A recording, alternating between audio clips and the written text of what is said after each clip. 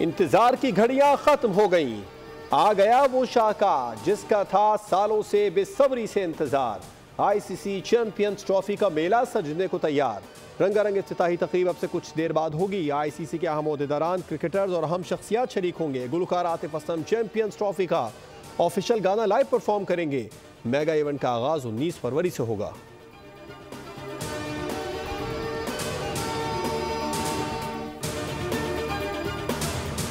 Champions trophy में Pak Bharat match के टिकटों की मांग में इजाफा। सेमीफाइनल समेत दुबई में होने वाले चारों मैचेस के इजाफी टिकट्स दस्तयाब। आईसीसी ने टिकट्स की फरोख्त शुरू कर दी। दुबई में पाक भारत हाई वोल्टेज टाकरा 23 फरवरी को शेड्यूल है।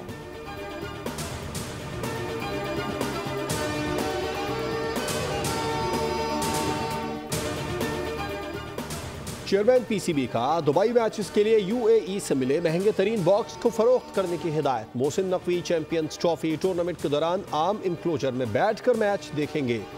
30 नशिस्तों वाले बॉक्स की मालियत 4 लाख अमरीकी डॉलर है।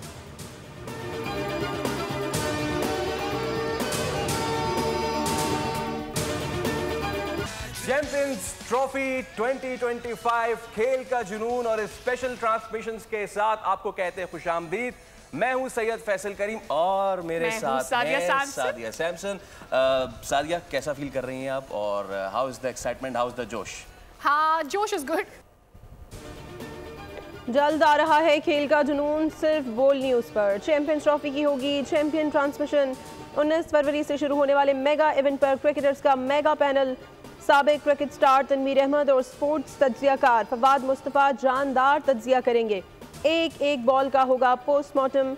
मेज़बान होंगे फैसल करीम और सादिया सैमसन।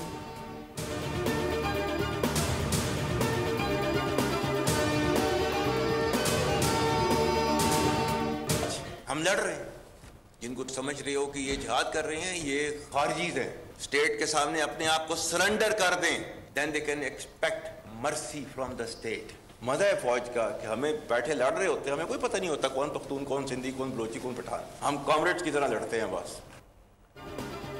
जब तक कौम खास तौर पर नौजवान खड़े हैं, पाक फौज कभी नहीं हारेगी। Army chief general Syed Asim Munir की तलबा से खुसूसी गुफ्तगू। कहा, मुल्क के नौजवानों से गुफ्तगू करके हमेशा इंतहाई खुशी होती है। पाकिस्तान का मुस्तकबिल महफूज हाथों में है। हम कभी फितना अल खवारिज की फरसूदा सोच मुल्क पर मुसल्लत नहीं होने देंगे। हम कामरेड्स की तरह लड़ते रहेंगे। रियासत के सामने सरेंडर करने वाले ही रहम की तवक्को कर सकते हैं।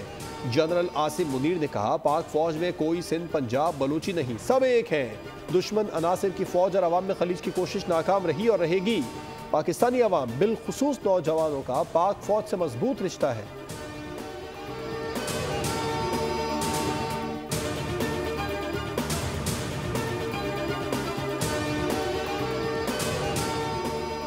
कल्लात के इलाके तो छपर में लीविस चौकी पर नामालूम मुसल्लह अफराद का हमला। एक एहलकार शहीद और 2 शदीद जख्मी हो गए। लीविस जवानों की जवाबी कार्रवाई पर मुसल्लह अफराद मौके से फरार हो गए। वज़ीर आज़म की दहशतगर्द हमले की शदीद अल्फाज में मजम्मत। कहा, दहशतगर्द बलूचिस्तान की तामीर और तरक्की के दुश्मन हैं। दहशतगर्द के नापाक अज़ाइम को कामयाब नहीं होने देंगे। वज़ीर आला पंजाब समेत दीगर शख्सियात ने भी वाक़े की मजम्मत की।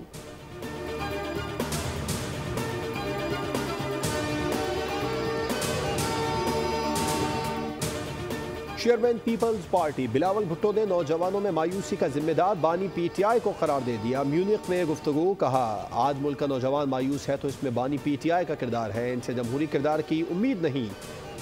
पाकिस्तान को बानी की सियासत से पाक करना होगा।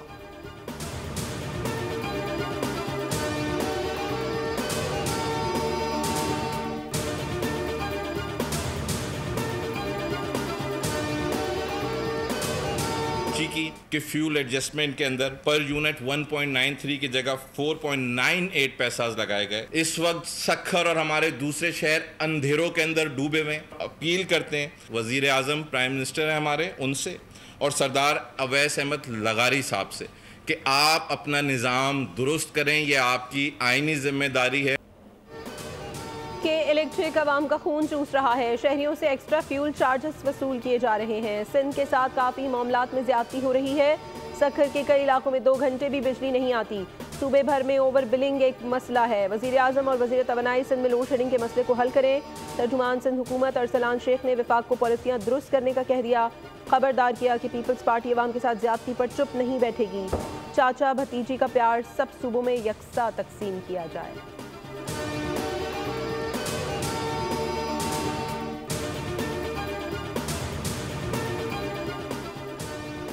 डंपर्स रोजाना कराची वालों को कुचल रहे हैं, क्या ये भी वफाकी गलती है? 16 साल से सिंध में पीपल्स पार्टी की हुकूमत है, नून लीग की नहीं। तर्जुमान सिंध हुकूमत की प्रेस कॉन्फ्रेंस पर वजीर इत्तलात पंजाब अज़मा बुखारी का रद्द-ए-अमल। कहा माली साल खत्म होने वाला है, अभी तक वज़ीर आला सिंध अपने इलाके की गलियां और सड़कें और हाईवे नहीं बनवा सके। सिंध ने 956 अरब का जो तरक्याती बजट मंजूर किया, अल्लाह करे वो जल्द खर्च हो जाए।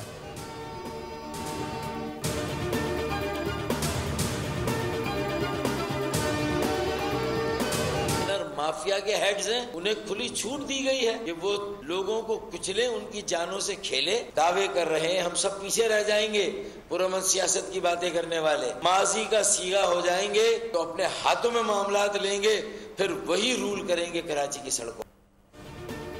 MKM पाकिस्तान के रहनुमा फारूक सत्तार ने कराची की अवाम में बिकते हुए लावे की निशानदही कर दी। कहा सिंध हुकूमत इक़्तिदार की आड़ में बदउनवानी और मुजरिमाना गफलत का मुजाहरा कर रही है। डंपर्स माफिया कराची के शहरियों को बेदर्दी से कुचल रहे हैं। शहर कायद की अवाम एक लावा पक रहा है जो किसी भी वक्त फट सकता है। तर्जुमान सिंध हुकूमत सुमैता अफजाल का फारूक सत्तार की न्यूज़ कॉन्फ्रेंस पर रद्द-ए-अमल। कहा मुत्तहदा अवाम को गुमराह करने और नफरतें फैलाने का सिलसिला बंद करे। सिंध हुकूमत अवाम के जानो माल के तहफ़्फ़ुज़ के लिए भरपूर इक़दाम कर रही है। शर्जील इनाम मेमन कहते हैं मुत्तहदा ने हमेशा दूसरों की मैयतों को अपनी सियासत के लिए इस्तेमाल किया है। मुत्तहदा रहनुमा फारूक सत्तार की हर्जा सराई बेबुनियाद, झूठ और मुनाफिकत पर मबनी है।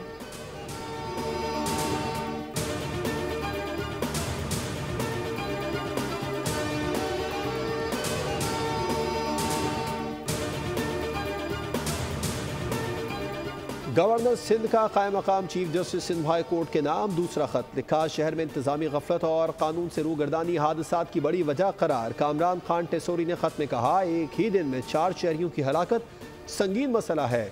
सिंध हाई कोर्ट का वाज़ेह फैसला है कि सुबह 7 बजे से रात 11 बजे तक भारी ट्रैफिक के शहर में दाखिल नहीं किया जा सकता। इस हुक्म के बावजूद इस पर अमल दरामद अदम तसलसल की शिकायत मुसलसल बढ़ रही हैं। उम्मीद है कि सिंध हाई कोर्ट इस ज़मन में अपने अहकामात पर अमल दरामद यकीनी बनाए।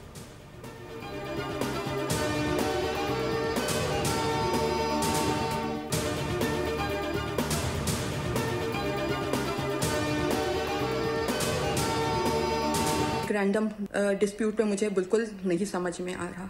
एक बच्चे को कत्ल करके आधी रात में गाड़ी में डाल के डिफेंस से निकली है और ऐसे मुकाम पे जाके खड़ी होती है जहां पे अगर उसमें पेट्रोल डाल के उसमें आग भी लगाई जाती है तो उस ब्लास्ट की किसी को आवाज ना आ सके। मुस्तफ़ा कत्ल केस में वालिदा का बयान सामने आ गया। कहा मेरे बेटे को मंसूबाबंदी के साथ कत्ल किया गया। मुस्तफ़ा की गाड़ी कैसे हब पहुंची? गाड़ी को आग लगी तो धमाके की आवाज़ क्यों नहीं आई? मुस्तफ़ा कत्ल केस में मजीद इंकिशाफात। मुस्तफ़ा घर से शाम 6 बजे निकला। CCTV फुटेज जारी। मकतूल को आखिरी बार कार में जाते हुए देखा गया। मुलजिमान अरमगान और शिराज इस्लामाबाद और वहाँ से स्कर्दू चले गए और वहाँ रहते हुए कराची में नकलो हमल पर नजर रखी।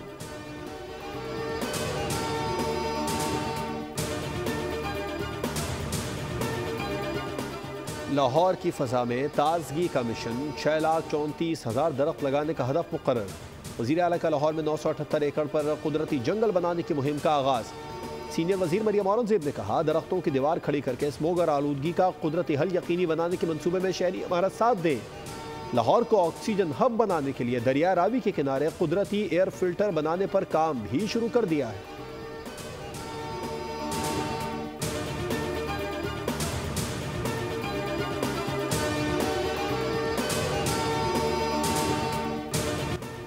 रावलपिंडी में खुश्क साली के बायस पानी का बहरान शिद्दत इख्तियार कर गया। वासा रावलपिंडी ने शहर में खुश्क साली इमरजेंसी नाफिज कर दी। MD वासा मोहम्मद सलीम ने खबरदार करते हुए कहा फरवरी और मार्च में बारिशें न हुई तो पानी का मसला संगीन होगा। आबादी में मुसलसल इजाफा और कमर्शियल सरगर्मियों से पानी के ज़खायर में कमी हो रही है। खुश्क साली के बायस दस्तियाब पानी की तकसीम मुश्किल हो गई। डैमों और ज़ेर ज़मीन पानी की सतह भी शदीद मुतासिर है। रावलपिंडी में पानी की यौमिया तलब 68 मिलियन गैलन जबकि दस्तियाब पानी सिर्फ 51 मिलियन गैलन है।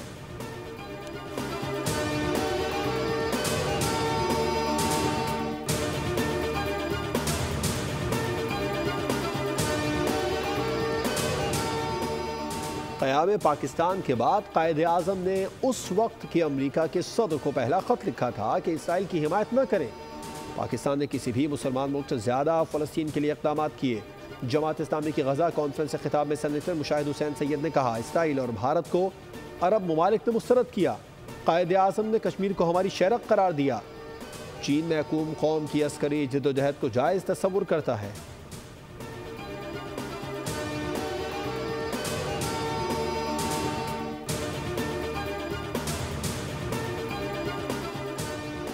हमास की जानिब से 3 इसराइलियों की रिहाई के बाद इसराइल ने 369 फ़लस्तीनियों को आज़ाद कर दिया।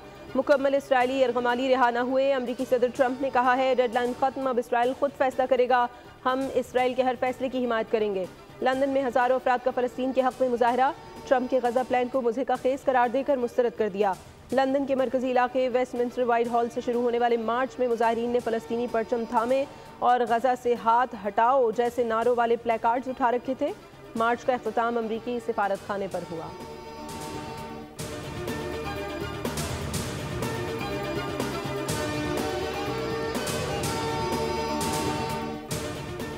हुकाम की नाअहली से दिल्ली के रेलवे स्टेशन पर भगदड़। 9 खवातीन और 5 बच्चों समेत 18 अफराद हलाक, दर्जनों जख्मी। मारे जाने वालों में सबसे बड़ी उम्र का शख्स 79 साल जबकि सबसे कम उम्र बच्ची 7 साल की थी। हादसे की वजह ट्रेन के टिकट्स की गैर मामूली फरोख्त और ट्रेनों में ताखीर बनी।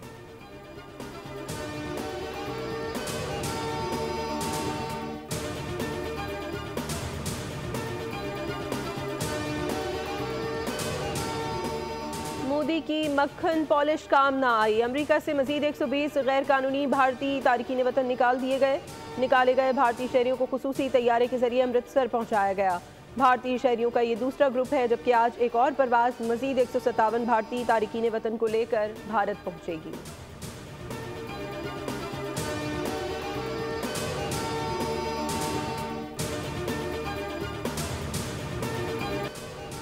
चोलिस्तान की रेस का सुल्तान एक बार फिर ज़ैन महमूद करार। 20वीं चोलिस्तान इंटरनेशनल जीप रैली के गैर हतमी नताइज जारी। दिफाई चैंपियन ज़ैन महमूद टाइटल का दिफा करने में कामयाब रहे।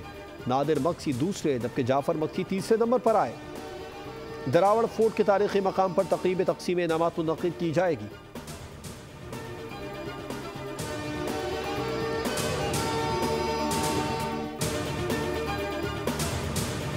मशहूर गुलकार शहजाद रॉय को 48वीं सालगिरह मुबारक। शहजाद रॉय ने गुलकारी का आगाज़ 1995 में किया।